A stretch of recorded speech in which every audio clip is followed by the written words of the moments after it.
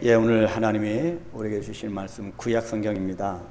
오래간만에 우리가 신약 성경을 보다가 구약 성경을 보도록 하겠습니다. 우리 민수기 11장 1절로 7절 말씀입니다. 민수기 11장 1절로 9절 말씀, 우리 아마 한 목소리로 합독을 해왔는데 우리 한번 이 시간에는 한 절씩 교독 했으면 좋겠습니다. 제가 먼저 1절 말씀을 읽겠습니다. 여호와께서 들으시기에 백성의 악한 말로 원망하며 여호와께서 들으시고 진노하사 여호와의 불을 그들 중에 붙여서 진영 끝을 사르게 하시매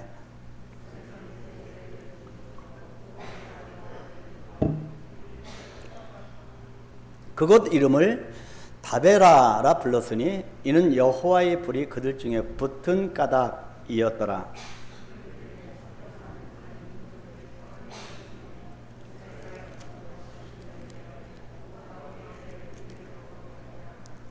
우리가 애굽에 있을 때에는 값없이 생선과 오이와 참외와 부추와 파와 마늘들을 먹은 것이 생각나거늘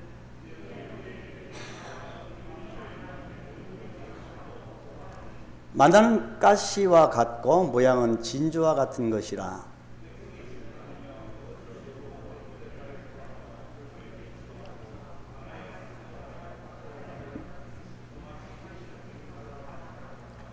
같이 보겠습니다. 밤에 이슬이 진영에 내릴 때에 만나도 함께 내렸더라. 아멘. 예, 먼저 여러분 주의 이름으로 축복합니다. 저도 지금 컨디션이 그렇게 썩 좋은 편은 아닙니다. 여러분 발음이 조금 세더라도 여러분 이해해 주시고요. 제가 어제 그저께부터 좀 턱관절이 옛날에 좀 안 좋았던 턱관절이 또 염증이 들어갔는지 원래 제 턱관절이 연골이 다 닳아서 추운 나라에서 계속 있다 보니까 그런 걸 여러분은 아십니다. 다 회복이 되고 했는가 했는데 좀 제가 오늘 좀 턱관절이 좋지 않아서 입을 크게 벌릴 수가 없습니다. 그런데도 오늘 반주자가 지금 그 휴직 상태에 있고 지금 회복하고 있잖아요. 근데 또 이제 한 청년이 반주를 해줬는데 일부 마치고 또 갔습니다. 공연이 있어서 갔는데 또 녹음을 했는데 굉장히 또 곡이 빠르게 녹음이 됐네요. 그래서 제가 따라가기에 좀 벅찼고 좀 약간 어수선한 감이 좀 있었습니다. 그래도 우리가 하나님 앞에 정말 신령과 진정으로 예배드릴 때 하나님의 예배를 받으실 줄 믿습니다. 또 하나님께서 계속 신약성을 우리에게 주시다가 구약 성경을 또 주신 또 하나님의 뜻이 분명히 있을 것이라고 여겨집니다. 지난 한 주간 내내 제 자신을 향해서 여러 번 묻고 또 물었던 질문이 있었습니다. 너 지금 행복하니? 정말 지금 너 행복하냐? 행복하다면 무엇 때문에 행복하고 그렇지 않다면 무엇 때문에 행복하지 않다고 생각하니? 였습니다. 일주일 동안 계속 제가 제 스스로 저에게 질문을 던진 내용입니다. 과연 나는 행복할까? 지금까지 오랫동안 선교지를 누볐고 많은 교회를 개척하고 또 사역을 한다고 하고 지금 한국에서 이렇게 여러분을 또 주님의 몸된 교회를 섬기고 있는데 과연 이 사명자로서 내가 얼만큼 행복하니? 계속 묻고 또 물었습니다. 근데 이것은 비단 목사인 저만 갖고 있는 질문은 아닐 것입니다. 예수님을 나의 주님으로 고백하면서 내가 구원을 받게 되고 하나님의 자녀가 된 이후에 신앙생활 속에서 경험하는 이 존재론적인 행복에 대해 근본적인 이 행복, 예수 믿는다고 하는 것 때문에 정말 갖게 되는 이 존재론적인 이 근본적인 행복에 비해서 실제 우리의 삶은 어떠한가? 실제로 그리스도인들이 자신과 삶의 현장에서 경험하는 실존적인 행복은 다르게 다가오기 때문입니다. 자, 사람들은 모두 행복하기를 원하고 그렇게 희망을 합니다. 그럼에도 불구하고 생각처럼 행복하게 살아가고 있다고 말하는 사람은 적은 것을 볼 수가 있습니다. 그래서 오늘은 1% 운동 네 번째 시간으로 인생을 행복하게 살아가기. 저번 주 우리가 인생을 부드럽게 살아가기 그랬잖아요. 오늘은 인생을 행복하게 살아가기라고 하는 제목의 설교를 통해서 1%의 변화 그리고 1%의 비전이 이루어져 가기를 소망합니다. 지금 이 시대는 행복 지수가 현저하게 낮은 시대입니다. 얼마 전에 한 경제 포럼지에서 OECD 경제협력개발기구입니다. 이 OECD에 포함된 우리나라를 비롯해서 여러 나라들 대상으로 행복지수를 발표했습니다. 근데 안타깝게도 우리 한국은 스스로를 향해서 자신이 지금 행복하다고 하는 행복지수가 가장 낮은 나라로 발표가 되었습니다. 나는 지금 참 행복하다라고 답한 사람이 7.1%에 불과했다고 합니다. 100명이라고 하면 93명이 행복하지 않다는 겁니다. 그래서 왜 자신이 행복하지 못하다고 생각하느냐라고 물었더니 가장 많은 이유를 돈이 없기 때문에 또는 경제가 넉넉하지 않기 때문에 라고 답했습니다. 그렇다면 얼마가 있어야 행복하냐라고 물었더니 여러분은 얼마나 있어야 행복하시겠습니까? 가장 많은 사람이 10억에서 50억은 있어야 한다고 응답을 했다고 합니다. 이를 반증이라도 하듯이 한국 사람 중에 49.3%가 가장 행복할 것 같은 사람으로 빌 게이츠를 꼽았습니다. 여러분 잘 아시죠? 빌 게이츠 어떤 사람인지. 대부분 절반 가까운 숫자가 우리 빌 게이츠를 꼽았다고 하는 거죠. 여러분 어떻게 생각하세요? 왜 이런 결과가 나왔을까요? 분명 예전에 비하면 엄청나게 잘 살고 있음에도 불구하고 사람들은 왜 여전히 돈과 경제가 행복의 조건이라고 여기는 걸까요? 그 중에는 우리 그리스도인들은 없을까요? 돈 문제가 해결되면 사람은 정말 행복해질까요? 전에 어떤 아버지가 내뱉는 한탄을 저는 들어본 적이 있습니다.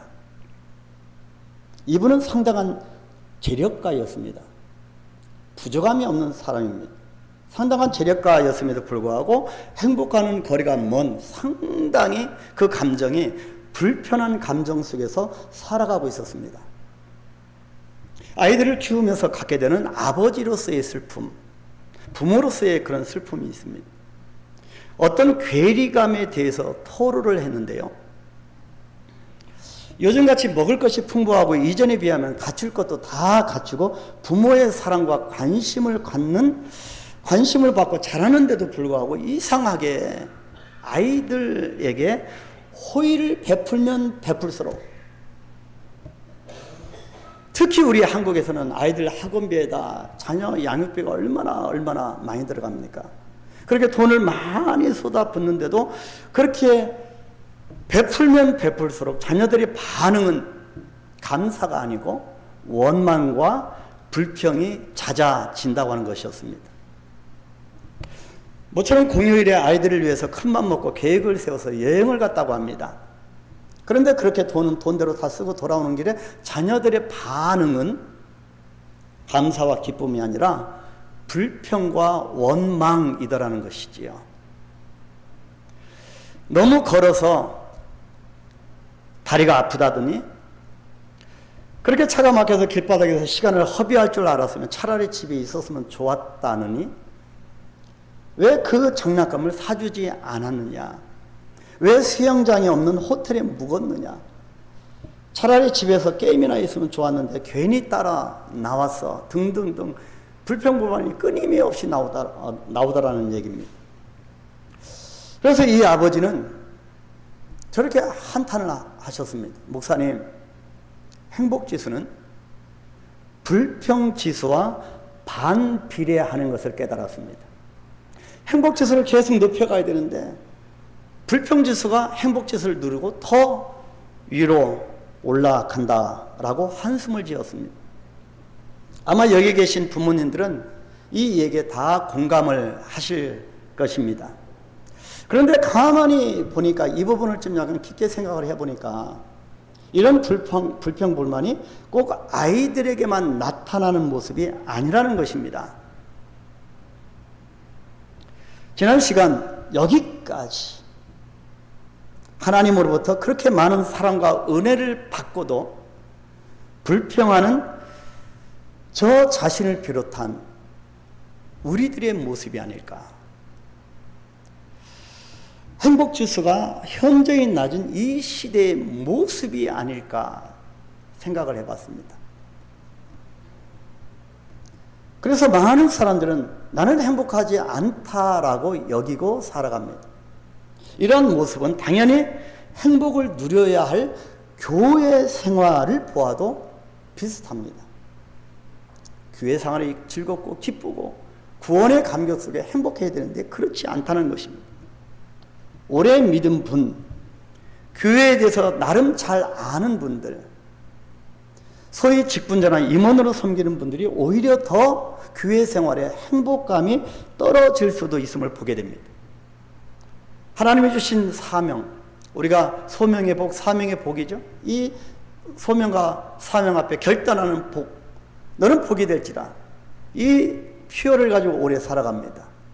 근데 그것이 복인 줄 알았는데 왜 나에게는 사명과 결단하면서 하나님을 향하여 나아가고 이렇게 정말 죽도록 충성하는 것 같은데 왜 진짜 가만히 나를 돌아보니까 행복감이 떨어질까?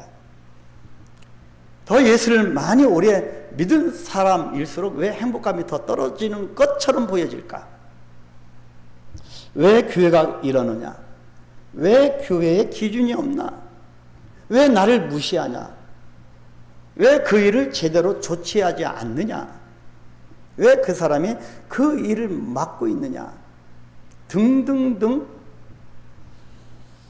물론 교회 일을 하다 보면 그럴 수도 있지만 어떤 경우에는 정말 사역과 관계없이 거의 습관적인 불평들이 우리에게 있기도 합니다.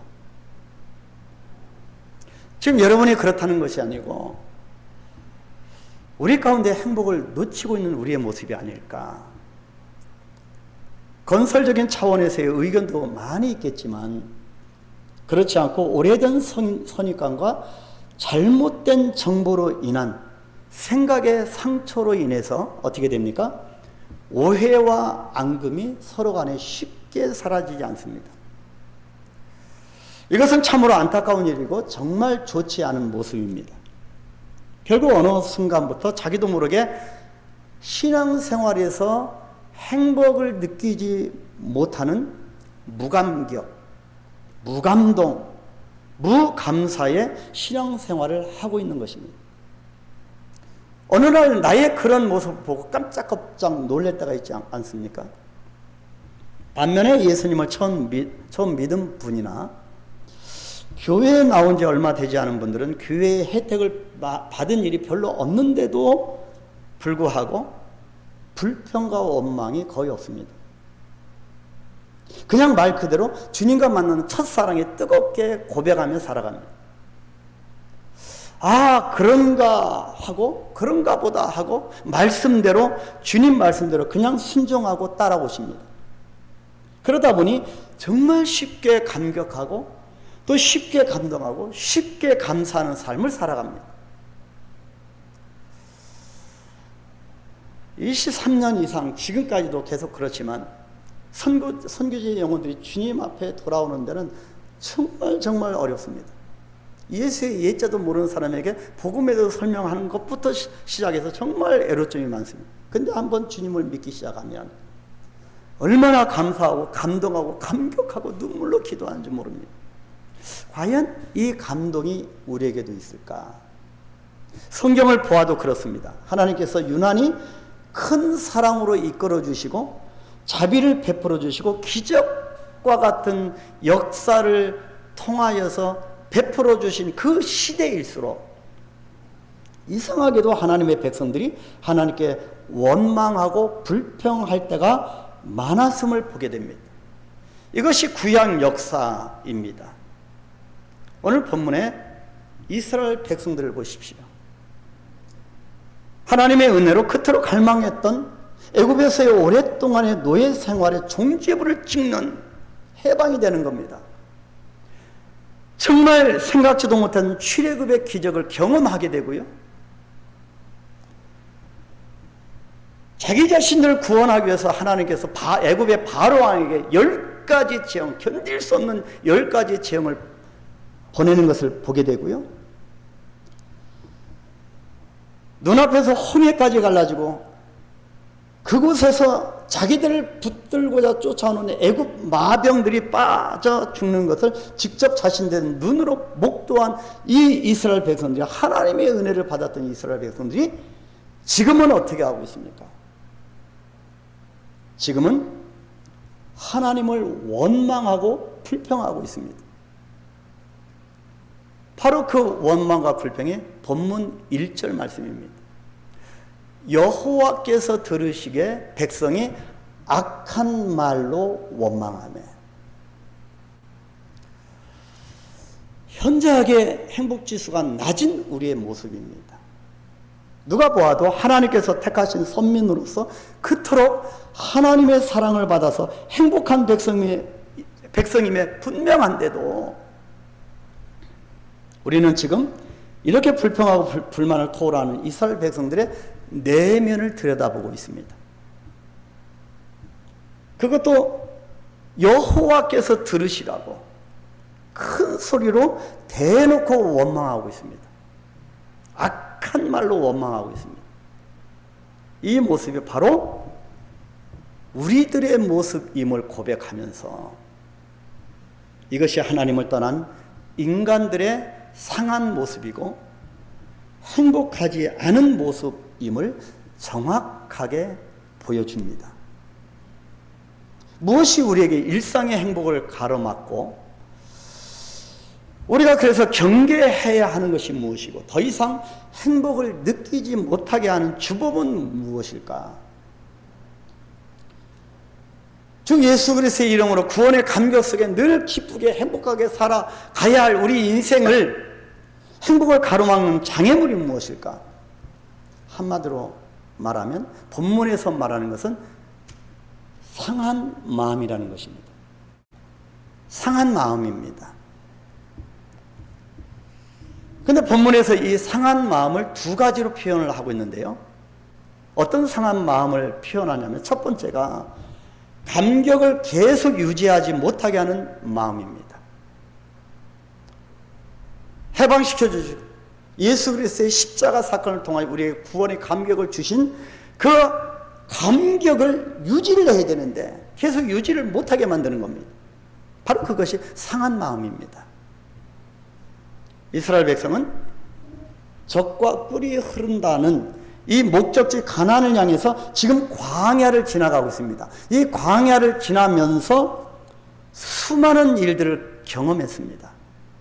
어마어마한 일들을 경험했습니다. 불기둥, 구름기둥으로 인도하시는 하나님, 매일마다 만나를 주시고 메추라기를 주시고 반석에서 물을 주신 하나님을 경험했습니다. 여러분 한번 생각해 보세요.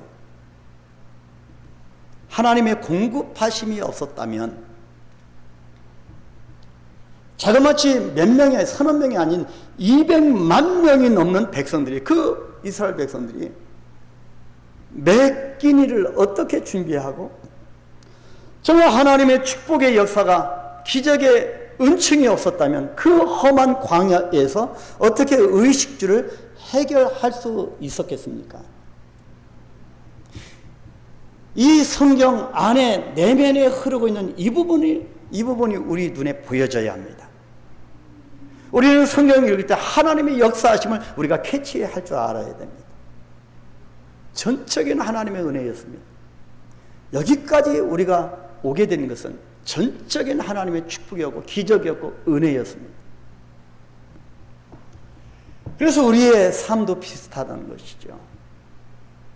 그런데 이스라엘 백성들은 탐욕을 품은 다른 인종의 영향을 받아서 하나님께서 베푸신 이 은혜와 구원의 감격을 계속 유지하지 못했습니다. 오히려 상한 마음이 되어서 울면서 이렇게 불만을 쏟아 놓았습니다. 본문 4절에 그들 중에 섞여 사는 다른 인종들이 탐욕을 품음에 자기들 속에 섞여 사는 다른 인종들이, 이방인들이 탐욕을 품게 됩니다. 이 영향을 받습니다. 이스라엘 자손도 다시 울며 이르되 누가 우리에게 고기를 주어 먹게 하랴.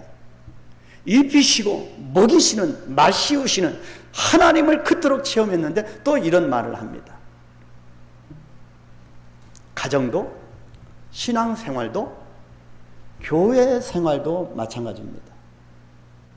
예수 믿은 지 오래된 사람일수록 스스로를 더 경계하셔야 합니다. 나중 믿은 사람이 먼저 되고 먼저 믿은 사람이 나중 되는 이유가 여기에 있기 때문입니다. 가정생활이든 신앙생활이든 교회생활이든 우리가 삶을 살아갈 때 어떠한 피로감을 느끼는 이유는 상대방에게 그 원인이 있는 것이 아니라 은혜 받은 처음 그 감격을 유지하지 못한 내 자신의 한계에 있다고 하는 것을 우리는 알아야 합니다. 그래서 하나님께서 주신 1% 운동, 1% 변화입니다. 조금 나부터 변화되는 겁니다. 믿음 생활을 오래 할수록 주님 만난 감격이 내 안에서 사라져 가고 있는, 그래서 행복지수가 현저하게 낮아지고 있는 그런 상한 모습을 정말 경계하고 조심하셔야 합니다. 그래서 우리 성도들은 이 시대를 살아가면서 우리 속 안에, 우리 거룩한 공동체 안에 섞여 있는 이방인들의 거룩하지 못한 인종들의 영향을 받아서는 안 된다는 거지요. 자, 상한 마음 두 번째 어떤 마음입니까? 큰 그림을 보지 못하고 정말 사소한 것에 연연해하는 마음입니다. 큰 그림이 뭡니까? 하나님의 뜻입니다. 하나님의 비전입니다. 이 이스라엘 백성을 지금 출애굽 시켜서 어디로 지금 붙들고 가기를 원하십니까? 근데 이스라엘 백성들은 그것을 놓쳐버리고 있습니다. 하나님이 저와 여러분을 왜 이 한강길을 세우게 하시고 저와 여러분을 모아주시고 만나주시고 어디로 하나님이 이끌어가기를 원하시는 것이, 그것이 큰 그림입니다. 내 인생을 하나님이 어디로 이끌어가기를 원하실까? 그 큰 그림을 보지 못하고 정말 비본질적인 것을, 사소한 것에 연연해하는 그런 마음이 상한 마음입니다. 행복을 뺏어갑니다. 인생의 성공 여부는 여러분 무엇이라고 생각합니까? 인생의 성공 여부는 에너지 분배의 문제라고 저는 생각합니다. 지금 이스라엘 백성들은 약속의 땅을 향해 가고 있는데 하나님께 그려주신 큰 그 섭리와 뜻 가운데로 지금 걸어가고 있는데 너무도 지역적이고 작은 부분에 연연해서 에너지 분배를 잘 못하고 있는 겁니다. 에너지를 쏟아야 할 곳에 쏟지 못하고 있습니다. 너무 사소한 것에 붙잡혀서 에너지를 불필요하게 낭비하고 그로 인해서 가나안 땅에 들어가는 것이 지연되고 있는 모습입니다. 여러분, 뭔가 내 삶이 지금 현재 정체된 느낌을 갖고 계십니까? 에너지 분배, 내가 에너지를 어디에 더 많이 쓰고 있는가를 한번 점검해 보시길 바랍니다. 만나가 지금 주어졌는데도 불구하고, 하나님의 은혜가 지금 쏟아져 있는데도 불구하고 기껏 부초와 파와 마늘을 먹고 싶어서 애굽이 그립다고 하는 것입니다. 옛 모습, 옛 사람이 그립다는 것입니다.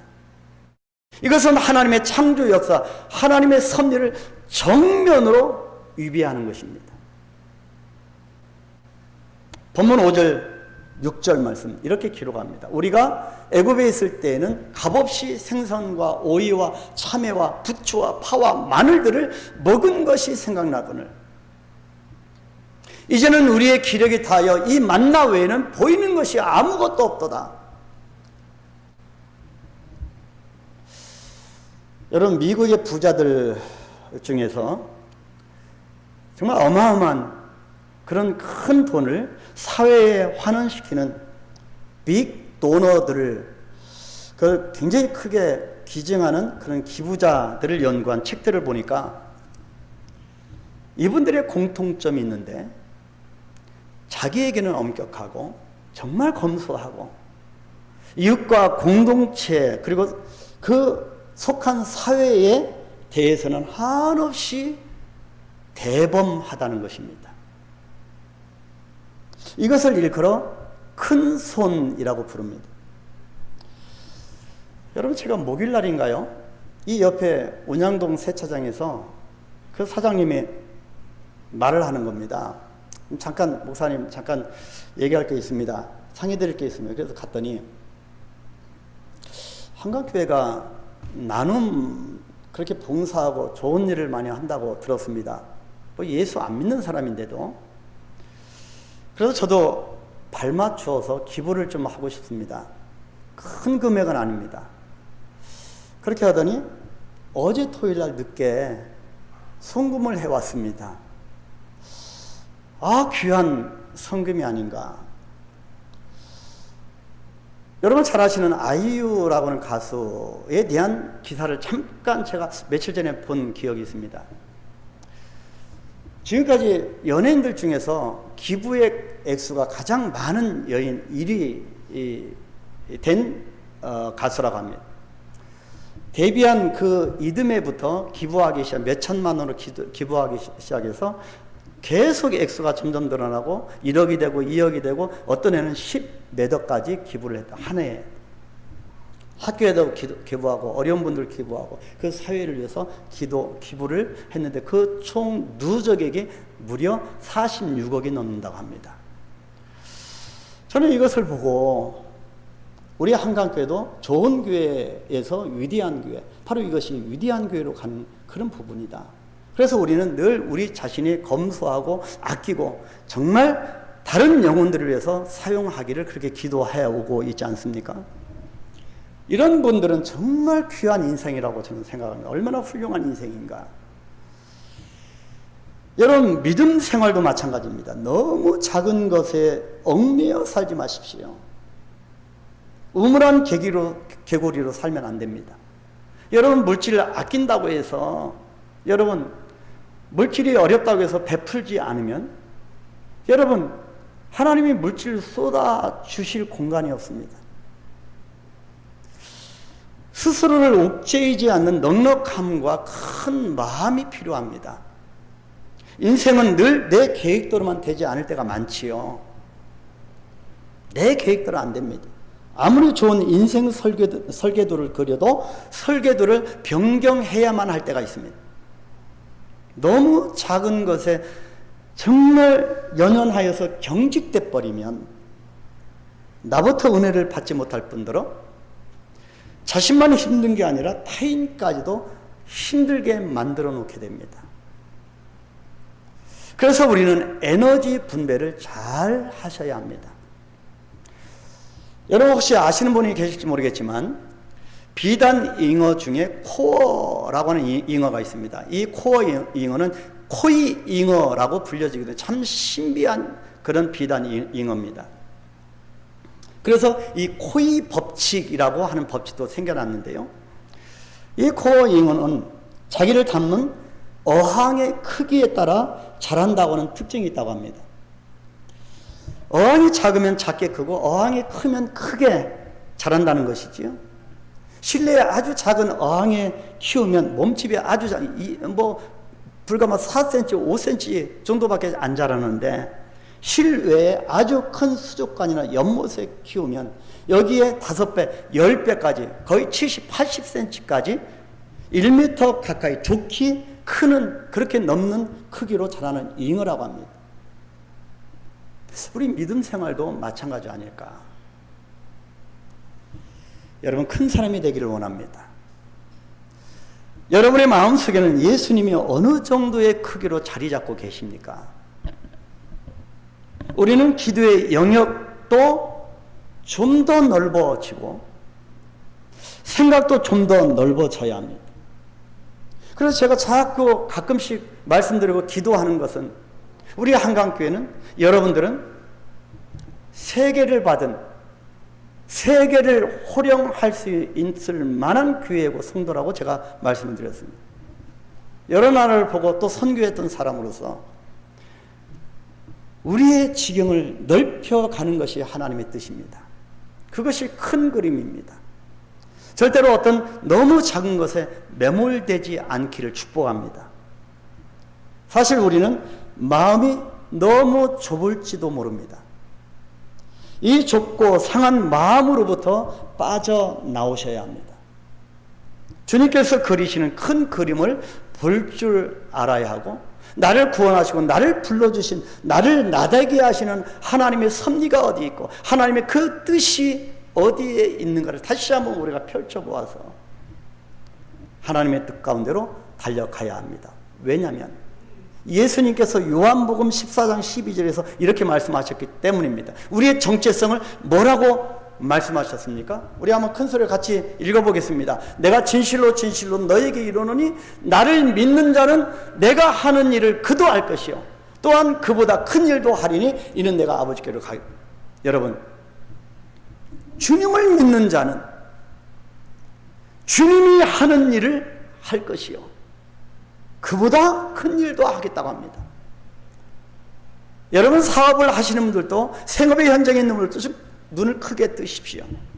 내가 이 회사에서 그냥 단순히 크리스찬이 되어서 그냥 봉급만 받는 그런 수준에 만족하지 마시고, 이 회사의 오너의 입장에서 내가 이 회사를 어떻게 하나님의 은혜 가운데 선한 영향을 끼쳐서 키울 것인가, 이 전 세계를 향하여 나아갈 것인가.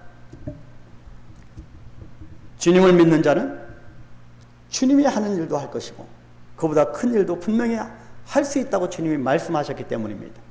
여러분, 넓히십시오.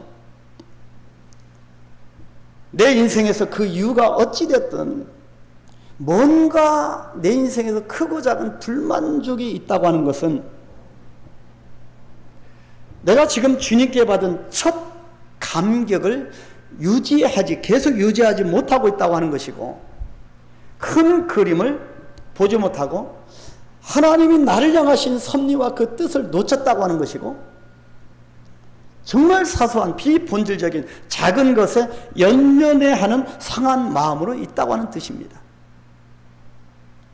이 마음으로는 그 어떤 외형적인 조건이 채워져도 결코 우리는 행복할 수 없다고 하는 사실을 깨달아야 합니다.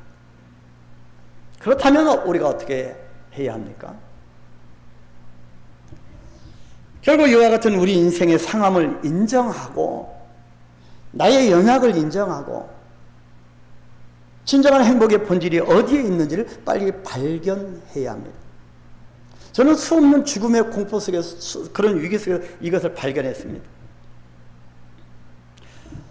오늘 본문에서는 이 행복의 본질을 두 가지로 말씀하는데, 첫 번째가 예수 그리스도입니다. 그래서 우리 인생은 예수 그리스도 안으로 들어가는 삶을 살아가야 합니다. 여러분, 길이요 진리요 생명이라고 우리는 주님을 그렇게 고백합니다. 그런데요, 그렇게 고백하면서 길이요 진리요 생명이신 예수님 주변에 서서, 옆에 서 안에 들어가지 못하고 그 곁에 서서 길을 묻는, 진리를 묻는 그런 어리석음을 반복하고 있습니다. 그래서 우리는 예수님을 믿는 것으로 멈추지 마시고 예수님 안으로 들어가야 합니다. 예수님의 문 앞에서만 계시지 말고 그분 안으로 깊숙이 들어가십시오. 그러면 주님의 보여지고 주님의 뜻이 깨달아지고 그 감격이, 그 행복이 누구도 빼앗을 수 없을 것입니다. 예수님을 믿으면서 애매하게 반응하고 그 애매함이 너무 길어지면 행복은 결코 나와 함께 하지 못하게 됩니다. 그래서 성경은 차든지 덥든지 하라고 했습니다. 여러분 아실 겁니다. 산란기에 어미 달걀을 낳으면 본능적으로 그 달걀을 품고 앉습니다. 며칠만 품는 것이 아닙니다. 21일 동안 꼼짝하지 않고 먹이 먹을 때만 잠깐 나가 꼼짝하지 않고 그 알을 품어서 결국 병아리라고 하는 이 새 생명을 부화시켜냅니다. 우리도 묵묵히 인내심을 갖고 온전하게 길 대신 또 복의 근원이신 예수님을 깊이 들어가서 예수님을 알아가면 내 삶에 진정한 변화가 일어나기 시작합니다. 그래서 목사의 할 일은 여러분에게 행복한 신앙생활, 또 여러분 천국까지 가게 하는 또 면류관을 상급을 받게 해주는 것이 아니겠는가 생각합니다. 예수님으로 인해서 일상의 기쁨과 행복을 경험하기 때문입니다. 예수님 안으로 깊이 들어가시길 축복합니다. 행복의 본질은 또 다른 데 있는 것이 아니라 하나님의 은혜 안에 있습니다. 하나님의 은혜입니다. 그래서 우리는 하나님의 은혜를 받아 누려야 합니다. 여러분 너무 우리는 갇혀 있습니다. 진리가 너희를 자유케 한다면 너무 갇혀 있습니다. 오늘 본문 마지막 구절에서 탐욕으로 인해서 불평과 불만을 쏟아내는 이스라엘 백성들에게 대한 하나님의 마음이 어떤지, 저들을 향한 하나님의 마음이 어떤지 이렇게 적고 있습니다. 우리 한번 9절 다 같이 큰 소리로 한번 같이 읽을까요? 밤에 이슬이 진영에 내릴 때에 만나도 함께 내렸더라. 정말 중요한 말씀입니다. 만나가 무엇입니까? 그 전에 수요 예배 때 우리가 성경 공부하면서 신구약과 또 신구약 중간사를 쭉 배우면서 이 만나에 대해서 설명을 드렸습니다. 우리의 불만과 불평에도 불구하고 날마다 내려주시는 하나님의 은혜입니다. 그래서 만나의 뜻이 무엇이라고요? 하나님, 이것은 무엇입니까? 입니다. 이 만나라고 하는 뜻이 하나님 이것이 무엇입니까? 이 이스라엘 백성은 하나님의 만나가 임하는데도 불구하고 그것이 무엇인지 모릅니다.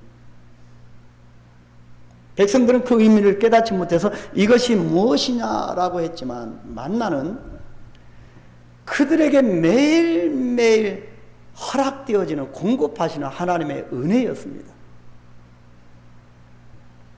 그런데 자세히 한번 읽어보십시오. 다시 한번 보겠습니다. 9절.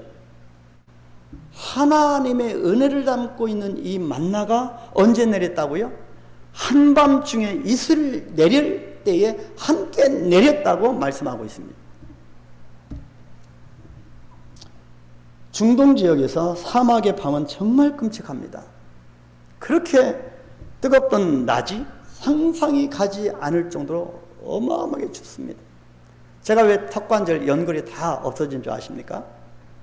그 추운 데서 그렇게 낮에는 정말 사막길을 갈 때도 정말 따가운데 밤에 7, 8월 때도 추워서 잠을 못 잡니다. 덜덜덜덜 모든 몸이 떨리고 입이 정말 이 치아들이 서로가 맞부딪히고 정말 고통스럽습니다. 그래서 광야에 이슬 맞기를 원하는 사람은 아무도 없습니다. 이런 이유로 이스라엘 사람들은 한밤중에 밖에서 이슬을 맞아야 하는 목자라고 하는 이 직업을 가장 천대하고 깊이 했던 겁니다.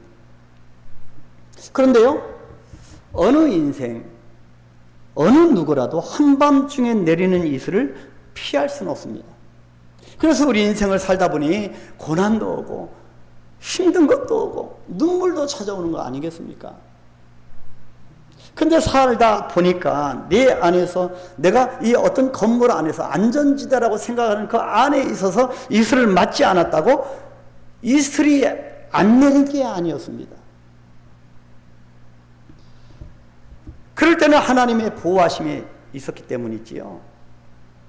또 내가 밖에 있다고 세상 이슬을 전부 나 혼자만 맞은 것도 아니었습니다.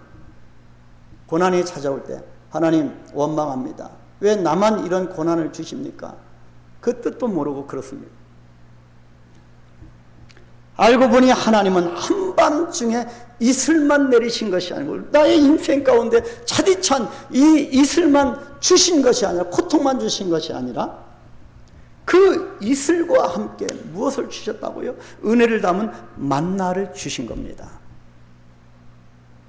이 만나는 쌓아두면 다 썩게 되기 때문에 과하지도 부족하지도 않게 하루치만 내렸습니다. 탐욕은 어디에 있습니까? 자꾸 쌓아놓는 데 있습니다. 근데 하나님은 이 이스라엘 백성들이 이 자기들 속에 섞여 사는 이방 인종과 다르게 쌓아놓지 않도록 정말 적당하게 만나를 주신 겁니다. 그래서 안식일 전날은 2배로 주고 안식일 날은 주지 않았습니다. 온전히 여호와께 예배하고 여호와를 경배하게 하기 위함이었습니다. 그렇다면 여기서 참된 행복의 비결을 우리가 깨달을 수 있습니다. 참된 행복은 하나님 안에 있다고 하는 것입니다. 하나님의 은혜 안에, 만나 속에 있습니다.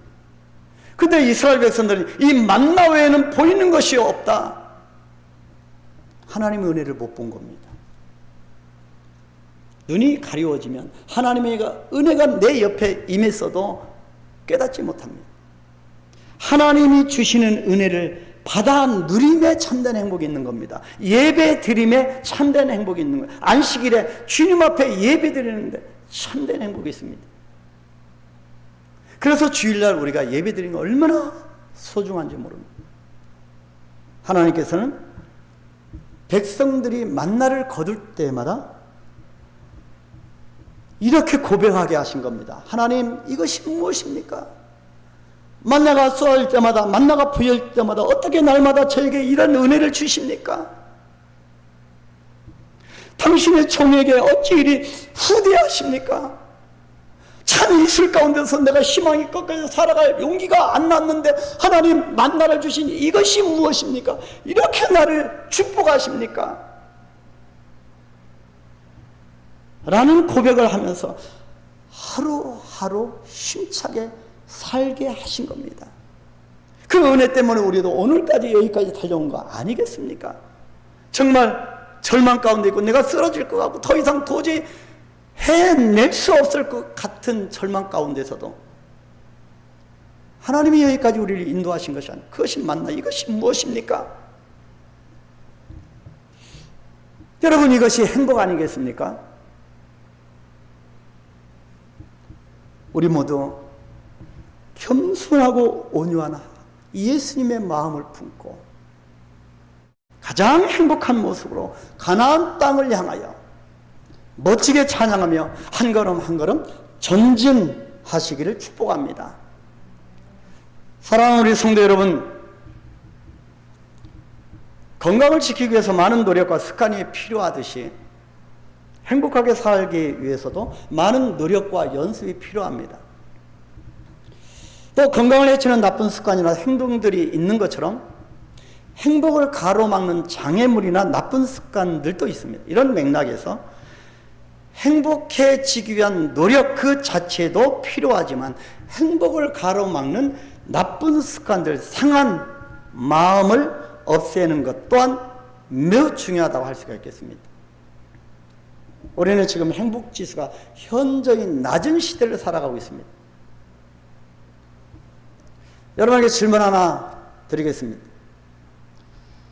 제가 일주일 내내 제가 저에게 질문했던 여러분 정말 행복하십니까? 신앙생활에 행복하고 교회생활에 행복하고 천성을 향하여 나아가는 내 발걸음 있음을 정말 행복하십니까? 그렇다라고 대답할 수 있으면 정말 감사하고 기쁜 일이지만 아니라면, 그렇지 않다면 무엇이 여러분의 행복을 가로막고 있는 걸까요? 상한 마음을 내려놓고 예수님을 처음 만났을 때 경험했던 그 뜨거운 감격을 한번 떠올려 보십시오. 안 먹어도 배불렀고 흘러가는 구름만 봐도 예수님이 나를 향하여 다시 오실 그 예수님이 보여지고 얼마나 용기 백배하고 뜨거운 감정으로 살아갔습니까? 근데 왜 그 감정이 우리에게 남아있지 않은 것 같을까요? 여러분, 첫 감격을 유지하시면서 사소한 일에 연연해서 너무 일희일비하지 마시길 바랍니다. 행복의 본질은 예수님 안에 있습니다. 예수 그리스도 안으로 들어가십시다. 주님 안으로 들어가서 행복의 참 조건인 하나님의 은혜를 받아 누리십시오. 하나님의 은혜인 만나는 한밤중에 내리는 차디찬 이슬과 함께 지금도 여전히 여러분들 위에 내리고 있다고는 사실을 믿으시길 축복합니다. 하나님이 내려주시는 이 만나로 인하여서 우리 인생의 평강이 깃들고 인생을 행복하게 살아가는 우리 모두가 되시길 주님의 이름으로 축복합니다. 우리 한번 찬양, 아까 했던 찬양 할까요? 평강, 또 4절 행복입니다. 우리 한번 찬양하시겠습니다.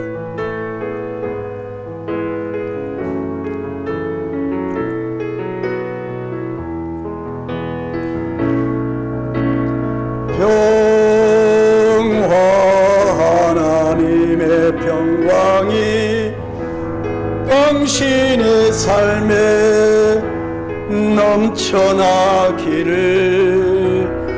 평화 하나님의 평강이 당신의 삶에 가득하기를 축복합니다. 평화, 행복입니다. 행복, 하나님의 행복이 당신의 삶에 넘쳐나기를 행복, 하나님의 행복이 당신의 삶에 가득하기를 축복합니다. 주의 평강이 여러분에게 함께하기를 축복합니다. 정말 여러분 행복하시기를 축복합니다. 그대로 눈을 한번 감아 보시고요. 하나님께서 신명기 33장 29절에서 우리에게 이렇게 선언하셨습니다. 이스라엘이여, 너는 행복한 사람이로다.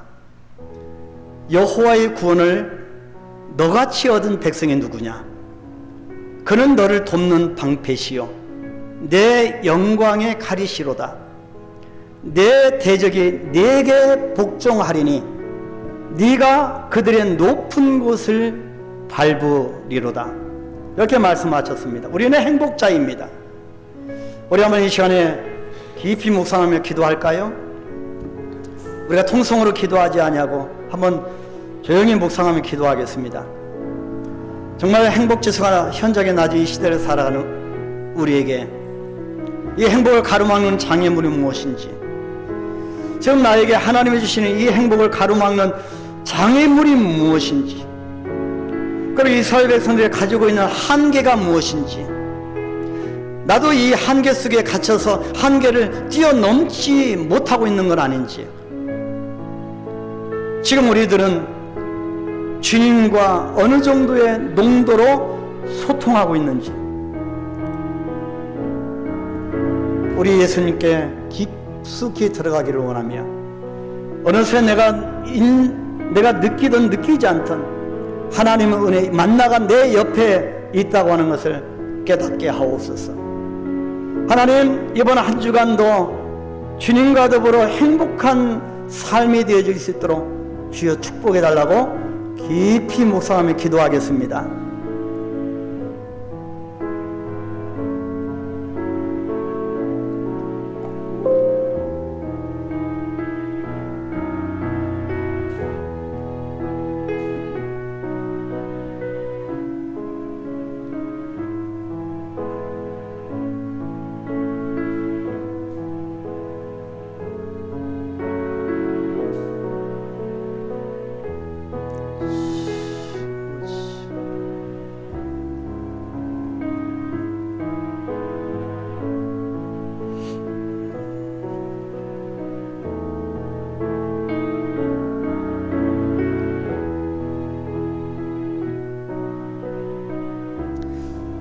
하나님 아버지, 너는 행복한 사람이라고 선언하시는 음성을 듣습니다. 하나님의 큰 섭리와 뜻을 깨달아 행복의 인생이 되어서 마음껏 주를 찬양하고 영광 올려드리며 하나님 앞 나라에 기둥되어질 수 있도록 축복하옵소서. 우리 한강교회 드나드는 모든 주의 백성들마다 이 하나님이 주신 행복감과 기쁨과 놀라운 즐거움이 하나님을 향하여 찬양으로 터지게 하옵소서. 예수님의 이름으로 축복하며 기도하옵나이다. 아멘.